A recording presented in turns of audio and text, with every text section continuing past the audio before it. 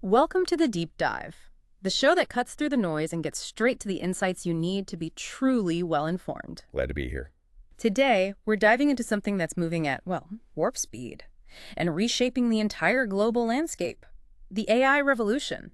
Nations are scrambling, competing to gain the upper hand. Absolutely. Everyone wants a piece of the action, or rather, to lead it. But what if you could peer inside America's master plan for AI dominance and truly understand not just its grand ambitions, but how its unseen engine is designed to operate and critically where its real vulnerabilities lie? Exactly.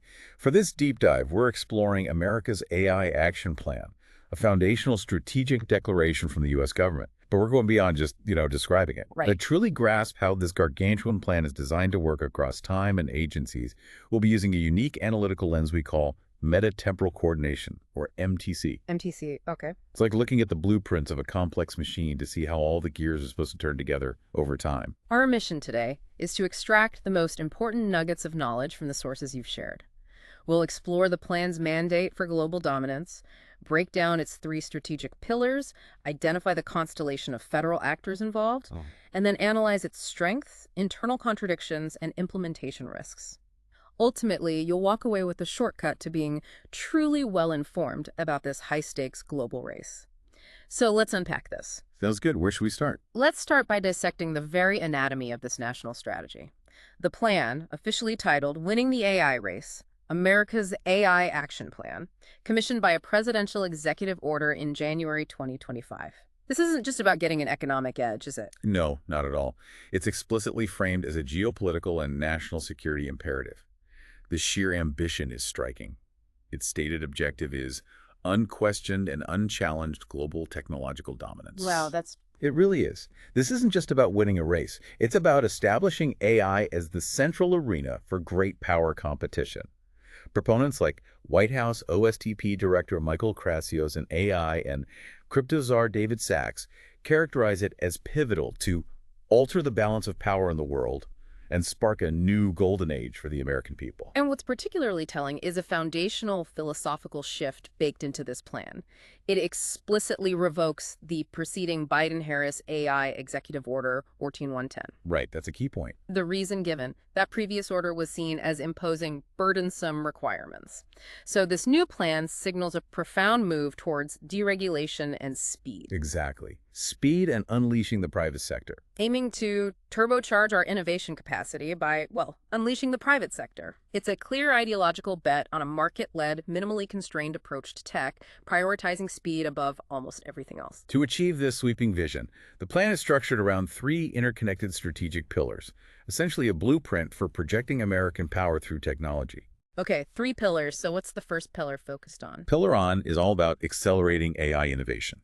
The core idea here is cultivating a domestic environment for rapid, private sector-led innovation, not direct government control. So less government handholding, more letting companies run? Pretty much.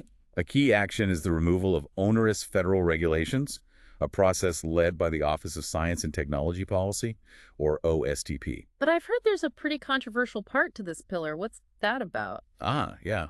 You're likely referring to a highly contentious policy. It mandates that federal procurement only contracts with developers of frontier large language models whose systems are objective and free from top-down ideological bias. The anti-woke AI provision. That's the term used, yeah. Yeah. Congressional opponents have sharply criticized this, viewing it as a partisan effort that sends a chilling message to developers and potentially politicizes procurement decisions, awarding contracts based on perceived ideology rather than just technical merit. Okay, so beyond that controversial bit, what else is in Pillar 4? Well, it also encourages open source AI models, which is interesting. And it aims to empower the American workforce with AI skills, support next-gen manufacturing, invest in AI-enabled scientific discovery, and build a world-class AI evaluations ecosystem. It's broad. Got it.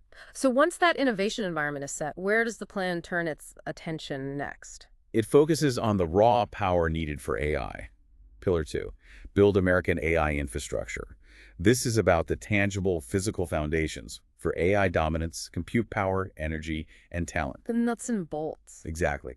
A top priority is the rapid build-out of data centers, which means expediting permitting for data centers and semiconductor fabrication plants or fabs. That sounds like a massive undertaking. Does the plan acknowledge the energy implications? Because AI is hungry. Oh, absolutely. They- Has to.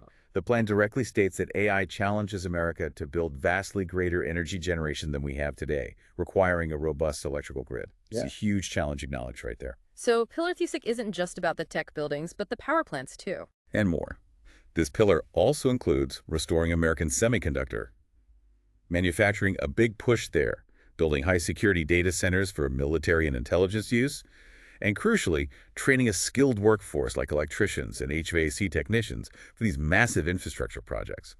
This is where the rubber meets the road, literally. Right. Okay, that makes sense. So pillars the first and two set the stage domestically. What about globally? That brings us to pillar the third, lead in international AI diplomacy and security. This is about shaping the global environment to favor U.S. interests and technology. And what's the big ambition here? How do they plan to do that? One really ambitious component is to export American AI. The idea is for the Commerce and State Departments to partner with industry to deliver secure, full-stack AI export packages, everything from hardware and models to software and standards to allies. A full package deal. Yeah, like AI in a box from America. It also adopts a more, let's say, confrontational stance towards rivals, with explicit actions to counter Chinese influence in international governance bodies, and strengthen export controls on AI-related technologies like advanced semiconductors and the equipment to make them. So playing offense and defense internationally. You could say that. And it sets up a formal system for the U.S. government to be at the forefront of evaluating national security risks in frontier models for the most powerful AI systems, keeping an eye on the cutting edge. So with all these complex initiatives across three pillars, who's actually going to do all this? It sounds like a dizzying web of distributed power. It is, and that's by design. The execution is distributed across a complex, interdependent system, leveraging specific agency competencies. You don't have one single AI agency doing everything. Okay, so who's at the top, pulling the strings or trying to? Well, at the very top, leading policy and oversight are key White House figures. The Assistant to the President for Science and Technology, who also directs OSTP, the AI and Crypto Czar, and the National Security Advisor. OSTP specifically leads the charge on removing those regulatory barriers we talked about. And for the nitty-gritty technical work, standards, risk evaluation. That falls largely to the Department of Commerce, primarily through NIST, the National Institute of Standards and Technology, and its new Center for AI Standards and Innovation, or KASI. KASI. Their role is vast, covering research and evaluation of AI risks like bias, security vulnerabilities, even malign foreign influence, plus developing standards, creating a national AI evaluations ecosystem, and assessing national security risks of advanced frontier models. They have a huge technical mandate. And for workforce and economic adaptation, who's stepping up? That seems critical with AI's impact. Absolutely. The Department of Labor, DOL, and the Department of Education, ED, are tasked with long-term workforce adjustments. So retraining, skills. Yep. Exactly. Their mandate includes prioritizing AI skill development, funding retraining for displaced workers, and partnering for industry-driven training. Yeah. And the Bureau of Labor Statistics, BLS, supports this by researching AI's actual labor market, impact, what jobs are changing, wage effects, that kind of thing. And of course, the national security aspect. Yeah. DoD, the intelligence community. Right. For national security and defense, the Department of Defense and the intelligence community, or IC, have two primary functions. One, accelerating AI adoption internally for strategic advantage. Using AI themselves. Yes. And two, conducting regular joint assessments of comparative AI adoption by the U.S., its competitors, and adversaries. Keeping score, essentially. So what this really reveals is a vast distributed network. It's a calculated gamble that coordination will be agile, not bureaucratic. But as we'll see, that coordination piece, that's also where a major crack appears. Precisely. This whole distributed network creates what the plan calls a full-stack national venture, borrowing that term from tech. Pillar 2, the grid, data centers, semiconductors, is the physical hardware layer. The foundation. Pillar I models, open source evaluation, is the software and platform. And Pillar 3, exporting tech, shaping standards, is the application and global governance. It's an ambition to architect an entire geopolitical and economic ecosystem around American technological leadership. Yeah. It's comprehensive in scope. Okay, so that's the plan structure. Right. Now, to truly understand the operational logic, you mentioned this lens, meta-temporal coordination, or MTC. Let's unpack that. What exactly is it? Right. Think of MTC like a master conductor leading an incredibly complex orchestra, where the music keeps changing, the musicians sometimes swap instruments mid-song, and the performance needs to last for years. It's not just coordinating tasks now, it's coordinating them over With the time. coordinating coordination itself. Sort of, yeah. It's about how highly complex systems, like a massive government plan, manage to keep all their moving parts in sync, not just today, but across years, even if conditions inevitably change. It's the intelligent higher-order management of tasks, roles, and information across various time points and process phases, dynamically adjusting the coordination process itself. So how does this sophisticated idea break down into practical application? How would you use MTC? We can distill MTC into three core principles for applied management. First, dynamic task and role allocation. This principle rejects static hierarchies. You don't just assign a job and leave it. Things change. Exactly. Tasks are assigned based on real-time competencies, workload, and shifting priorities. Imagine an AI-driven system reallocating resources to a struggling team, or a human troubleshooting coordinator jumping in to resolve bottlenecks. It's about ensuring the most suitable agent, person, agency, whatever, is handling the most appropriate task, even if that changes week to week or year to year. Makes sense. And for long-term projects like this plan spanning years. That's where task lifecycle management across time comes in. This means structuring long-term projects into modular, time-phased processes, carefully managing the tempo and timing. Breaking it down. Yes, and sequencing it intelligently. Commercial platforms built on this principle analyze and align workflow timing to reduce collisions and bottlenecks by mapping dependencies in clock time. It's crucial for synchronizing interdependent sub-projects like building a fab and upgrading the power grid for it over long horizons. You can't have one finish years before the other's ready. Okay, dynamic roles, managing tasks over time. How does it stay agile and learn? That's the third principle, continuous feedback and adaptation. This is the learning mechanism of MTC. It requires robust, formal feedback loops to systematically collect and analyze outcomes and data. Checking if things are working. Right. And critically, that data then informs and adjusts future planning. In public policy, this translates to an iterative reform cycle, with continuous monitoring of key performance indicators, KPIs, and stakeholder input. It's how a system adjusts its own decision strategies in real time, constantly learning from its own execution, not just waiting for a 5-year review.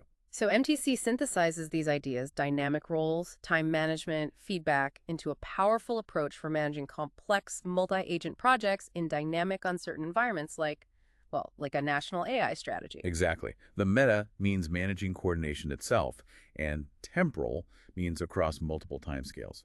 It allows us to view America's AI action plan not as a static document, but as a blueprint for a living, potentially learning system. Now that we have this lens of meta-temporal coordination, let's apply it. Let's see how America's AI action plan actually operates or is intended to operate as a coordinated system. A key feature you mentioned is its rejection of a rigid top-down structure. Instead, it seems designed to dynamically allocate tasks to agencies based on their unique competencies. Precisely. You see this clearly in the differentiated regulatory and scientific roles we talked about earlier. OSTP takes the high-level role of identifying and removing broad regulatory barriers to innovation. Big picture stuff. Meanwhile, NIST, the technical expert, develops methods and conducts evaluations for concrete risks like bias and security vulnerabilities, the hands-on technical work. This allows for dynamic adaptation if a new type of AI risk emerges. NIST can potentially tackle it without having to restructure the entire plan. And what about something like workforce development? Does that adapt over time too, using this MTC idea? Absolutely. The Department of Labor and Department of Education's roles are explicitly temporal and adaptive. Their training initiatives are designed to evolve over time, directly informed by that labor market data, things like job displacement and wage effects collected in earlier years by the BLS and the Department of Commerce. So data from year 1 informs training programs in year 2 or 3. Exactly. It creates a direct institutionalized connection between retrospective feedback and prospective task adjustment. Imagine an AI-enabled governance system maybe someday that could ingest real-time data from all agencies, flagging resource shortages or skill gaps, and then recommending dynamic retasking. That's the ultimate realization of this dynamic allocation principle inherent in the plan's design. It also seems like the plan's tripartite structure, the three pillars, maps directly onto distinct project lifecycle phases. That sounds like the task lifecycle management across time principle. It does map quite well. Pillar 1, Accelerate AI Innovation, functions like the initiation and planning phase. It focuses on early-stage actions that establish foundational conditions, fostering open-source AI, setting up regulatory sandboxes, funding fundamental R&D, building scientific data sets. These are analogous to initial research, design, and strategic planning in any big project. And pillar 2, build American AI infrastructure, would be the main execution phase then, the long build-out. Yes. That's clearly the execution and monitoring phase. This addresses the long-term, capital-intensive build-out of physical AI infrastructure, like new data centers, power grid expansion, and semiconductor manufacturing. These are multi-year engineering projects requiring sustained effort and that temporal alignment of interdependent processes we discussed, like permitting and energy upgrades happening in sync. So pillar 3, lead in international AI diplomacy and security, becomes the long-term maintenance and optimization phase. Exactly. That acts as the review and optimization phase. It focuses on long-term sustainability and security, managing export controls, cultivating international alliances, and continuously evaluating frontier models for national security risks. This is the mature, perpetual phase of maintaining, defending, and optimizing the established ecosystem year after year.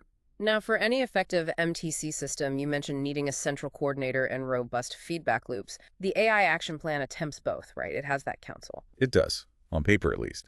The Chief AI Officer Council, or CAIOC, is formally designated as the primary venue for interagency coordination.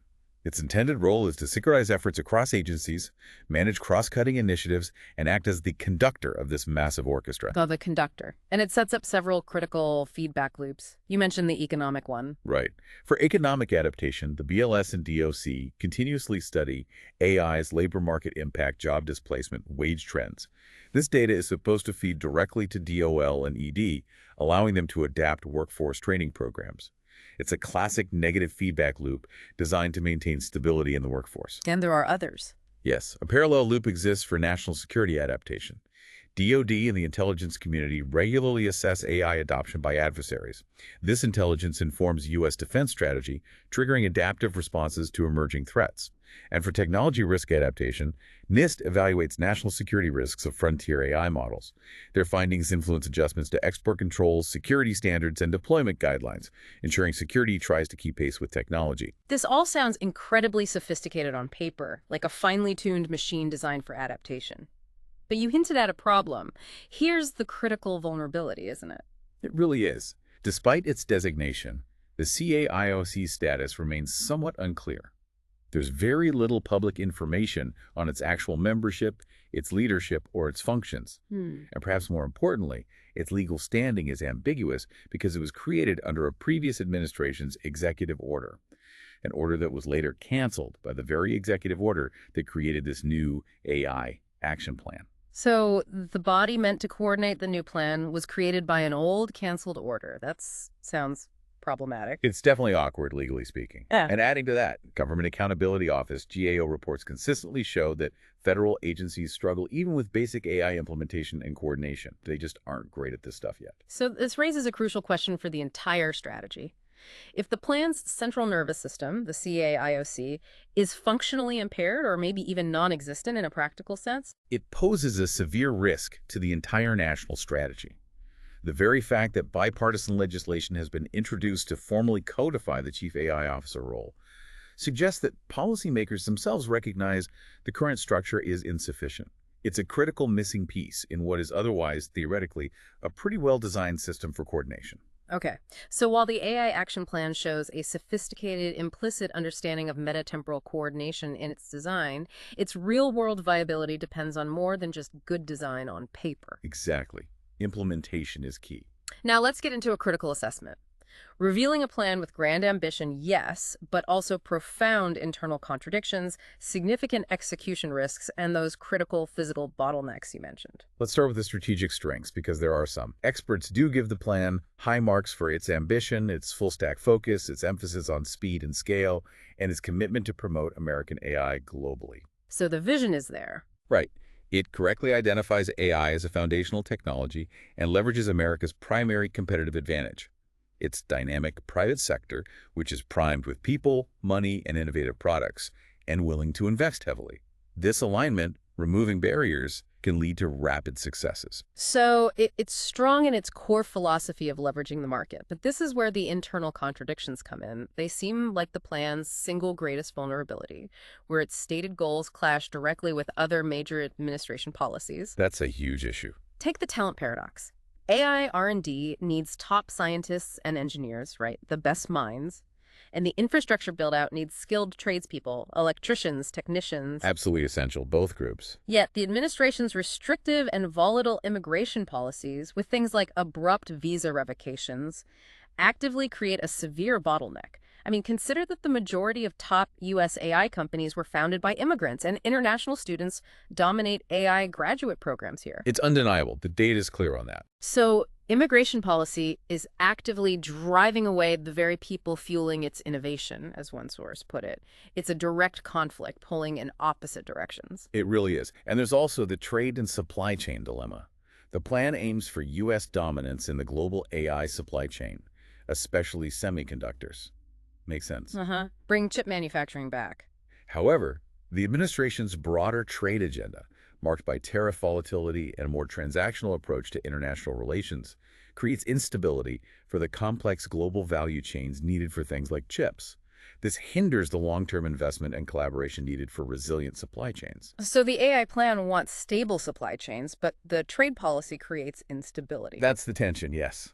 The strategy seeks stability in one critical sector while potentially undermining the global conditions needed for it. And then there's the deregulation versus safety conundrum. The plan's core thrust is aggressive deregulation for speed, turbocharge innovation. Get out of the way. But critics, including congressional opponents and international allies, argue this creates a Wild West environment with insufficient accountability and a lack of safety guardrails. This contrasts sharply with key democratic partners like the EU and UK, who are prioritizing robust regulation first to build public trust. A fundamentally different philosophy. This divergence risks alienating allies we might need and eroding domestic trust if, or perhaps when, AI failures occur. Beyond these core contradictions, there are significant implementation and governance challenges. Those GAO reports you mentioned are quite damning. They show the federal bureaucracy's struggles even with basic AI mandates. Like what specifically? Well, a May 2025 report found many agencies weren't even addressing AI cybersecurity risks adequately. And a December 2023 report showed only 5 out of 23 major agencies provided comprehensive inventories of how they were even using AI, despite being asked to. That doesn't inspire confidence. No. This documented history of implementation failure raises serious questions about the government's actual capacity to execute such a complex, sprawling plan like this one, regardless of its design. And we can't ignore that woke AI directive again, the mandate for AI and federal procurement to be objective and free from top-down ideological bias. Critics see that as a partisan directive aimed at enforcing a specific ideology. The argument is that it politicizes procurement. Right, potentially awarding contracts based on ideological alignment instead of just technical merit, which could distort the innovation ecosystem itself. Finally, we hit that massive physical bottleneck: energy and infrastructure. The vision of rapid data center and semiconductor fab build-out collides head-on with physical realities, particularly energy. AI's thirst for power. It's exponential. Large data centers are being planned now at gigawatt scale. That's the power consumption of a major city for one data center complex. Projections indicate the U.S. needs 40 to 90 gigawatts of new energy generation by 2030 just for data centers. That's staggering. How does that compare to overall growth? It's huge. Yeah. It would drive a 2% annual U.S. electricity demand growth compared to a nearly flat 0.2% annual growth we saw from 2007 to 2022. The capital expenditure just for the energy side could be $2 trillion by 2030. But the true bottleneck, it sounds like, isn't just generating the energy, it's connecting it to the grid, right? Precisely. That's what the industry experts are screaming about. Labyrinthine queues and transmission hurdles in fragmented utility markets are multi-year processes. Streamlining data center permits won't solve the years-long wait to get grid hookups. So you can build the data center fast, but it sits there dark. Potentially, yes. Or projects get delayed or canceled. And a significant political risk here is the plan's emphasis on speed. Without clear cost allocation for these massive grid upgrades, Who Good pays? question. There's a risk it could socialize the grid upgrade costs, meaning you, the ratepayer, might bear the cost, while the profits from the data centers are privatized by the tech companies. That could lead to significant political backlash down the road. So if we pull all this together, what's the central bet of this plan, and what are its biggest risks distilled down? The plan's central philosophy, its big bet, is that aggressive deregulation and private sector dynamism are the primary weapons to win the AI race. This ideological bet is its greatest potential strength, unleashing innovation, and its most significant source of systemic risk. How so? Because that deregulatory impulse seems to be the common root of these severe vulnerabilities we've discussed, alienating allies with different safety views, overburdening the grid without a clear plan to pay for it, and critically, failing to coordinate with essential national policies like immigration and trade. Creating silos. Exactly. It creates a high-speed, high-risk strategy that, according to critics, lacks the resilience that comes from coherent governance, policy integration, and broad public trust. One analysis described it as optimized for speed in a predictable linear race, but is ill-equipped to handle the shocks and complexities of the real world. In short, it is a system that can move fast, but it is not built to last. Fast, but not built to last. That's a sobering assessment. Now, looking at America's AI action plan, it's clear it doesn't exist in a vacuum. You mentioned other global players. It's just one of three distinct global models for harnessing AI, each reflecting unique political and economic philosophies. That's right. It's useful to compare. First, we have the U.S. model, which we've termed market-driven meta-temporal coordination, borrowing our MTC lens. This is characterized by that light-touch regulation, prioritizing private sector leadership and accelerating innovation via deregulation. Coordination is largely implicit and emergent. The government tries to guide rather than command the market. Okay, market-led. In stark contrast is the Chinese model, right, which is characterized by state-led centralization. Exactly. It's explicitly state-led and centrally planned. They have ambitious long-term goals, like achieving global AI leadership by 2030, articulated in comprehensive documents like their 14th five-year plan. Centralized design, yes, but interestingly, often decentralized implementation, using things like pilot zones in different cities. And there's deep integration of public and private sectors via state-sponsored consortia and designated national champion firms like Baidu and Tencent, ensuring private innovation aligns with state priorities. And then there's the third way, the European Union model. How would you characterize that? That's best described as a human-centric regulation approach. Its cornerstone is a comprehensive ethical and legal framework, like the landmark AI Act, designed to ensure AI is safe, transparent, non-discriminatory, and respects fundamental rights. Safety first. It's a precautionary approach, fundamentally believing that building public trust through robust regulation is a prerequisite for sustainable innovation. And the EU actively seeks to export its standards globally to what's known as the Brussels effect. So if we compare these side by side, their core philosophies really stand out. The U.S. market-driven innovation, China, state-led dominance, the EU human-centric and trustworthy AI. And their governance models differ accordingly. The U.S. is decentralized and emergent. China has that centralized design with decentralized implementation. And the EU relies on a pan-European regulatory body to enforce its rules. Their primary policy tools also vary quite a bit. The U.S. uses deregulation, tax credits, R&D funding incentives mostly. Right. China relies on those five-year plans and massive state-directed investment. The EU uses comprehensive legal frameworks like the AI Act as its main tool. This also dictates the role of the private sector in each model. In the U.S., it's the innovation leader, a strategic partner. In China, companies can be national champions, almost instruments of state policy at times. And in the EU, the private sector is primarily a regulated entity that innovates within established legal guardrails. Even their approach to data differs dramatically. The U.S. tends to see it as an economic asset for private innovation. China views data as a national strategic resource, firmly under state control. And the EU emphasizes personal data protection through GDPR, viewing data partly as an asset for the public good, but with strong individual rights attached. Ultimately, their stated goals reflect these deep differences. The U.S. aiming for that unquestioned and unchallenged global technological dominance. China wanting to be the world's primary AI innovation center by 2030. And the EU aiming to ensure AI is safe and beneficial and respects fundamental EU values. Three very different visions for an AI future. So, given the U.S. plan's vulnerabilities that we discussed, the internal contradictions, The implementation risks what alternative governance models or frameworks could potentially enhance it, make it more resilient. Yeah, what could help? Two concepts stand out from management and systems theory: agile governance and systems thinking. Agile governance, inspired by software development, emphasizes iterative cycles, think sprints, continuous feedback, decentralized decision-making where appropriate, and fundamentally responding to change over following a plan. How would that apply here? Applied to the AI action plan, this would mean breaking huge initiatives into smaller pilot projects with frequent evaluation and adaptation.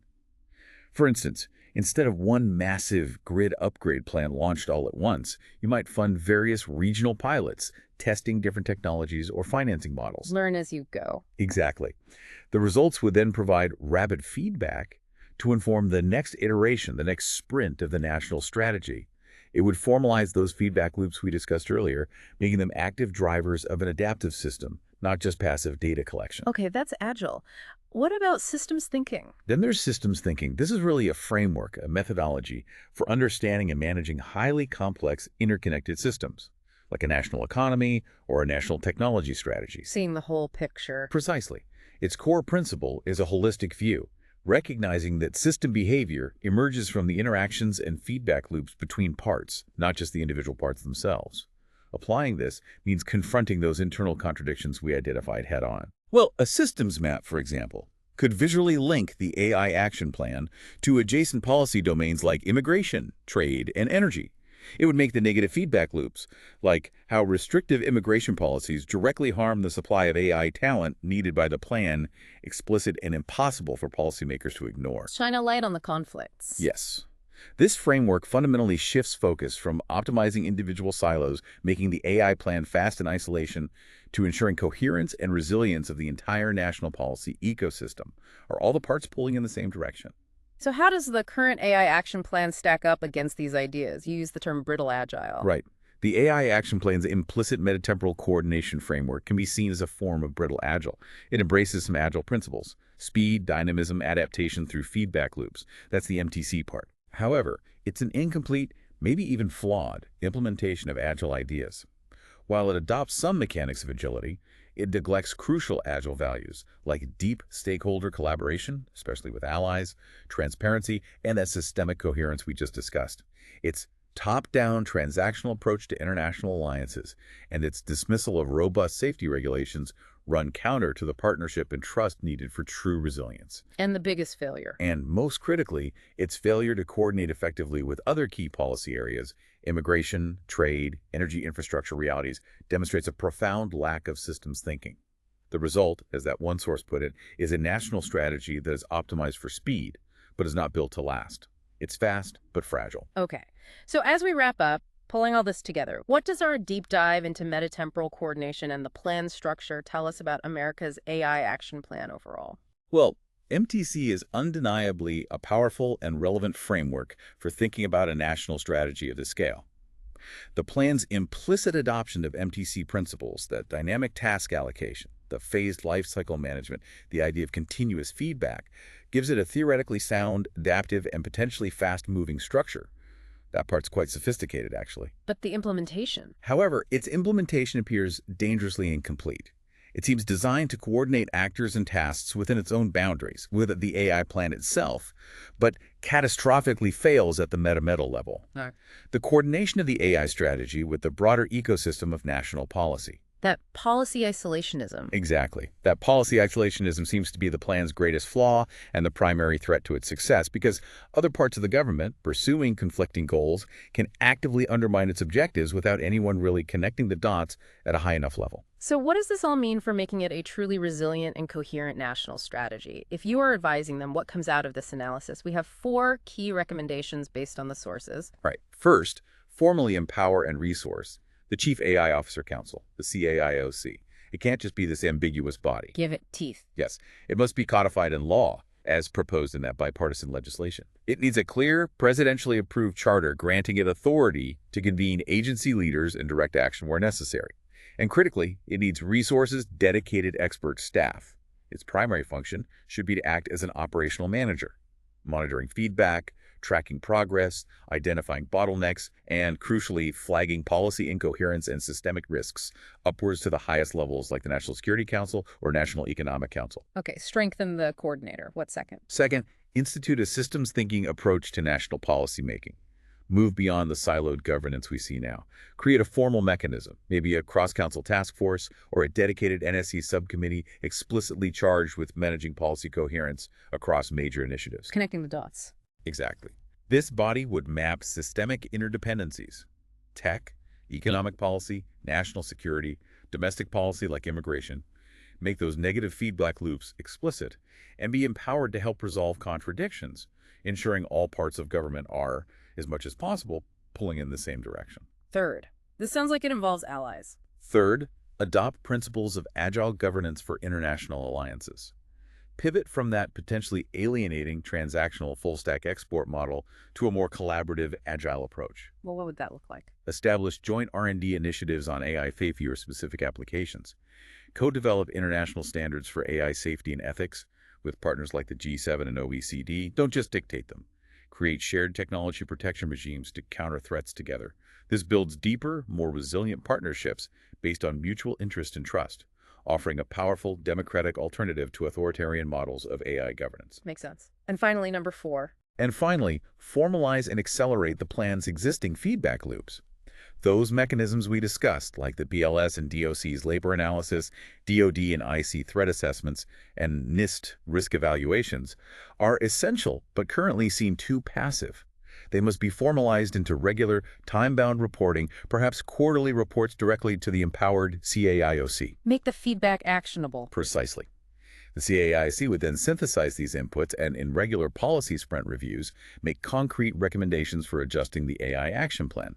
This transforms feedback from just data collection into active, real-time sensory inputs for a truly adaptive national strategy. We've peeled back the layers of America's AI action plan, discovering a sophisticated design aimed at achieving global dominance, a plan built for speed using principles of meta-temporal coordination. But you've also seen how even the most ambitious strategies can be undermined by internal contradictions, execution challenges, and a critical lack of holistic systems-level vision. As AI continues to reshape our world at an accelerating pace, this raises an important question, maybe a provocative thought for you listening. What responsibilities do we, as informed citizens, have in demanding coherence and foresight from our leaders? How do we ensure that grand national strategies are not just fast, but are truly built to last? Keep asking those deeper questions about how seemingly separate policies are actually interconnected. The ability to connect the dots across complex systems using frameworks like MTC or systems thinking is becoming one of the most vital skills in our rapidly evolving world. Thank you for joining us on this deep dive.